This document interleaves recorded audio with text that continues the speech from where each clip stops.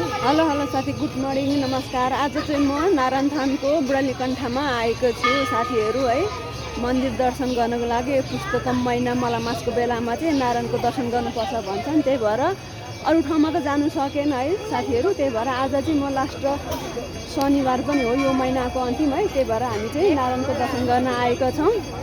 त्यही भएर ब्यागहरू त्यहाँ के हुन ब्याग, त्यही भएर साथीहरू दर्शन गर्न आएको छौँ। मैले चाहिँ दर्शन गरिसकेँ। अघि त हामी आउँदा त खुल्लै थियो है, अहिले चाहिँ प्याक छ।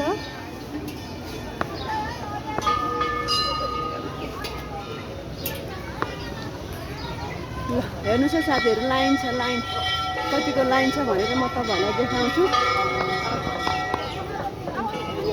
अघि हामी आउँदा चाहिँ थोरै थियो लाइन, अहिले चाहिँ पुरा तलदेखि लाइन भइसकेको छ है साथीहरू।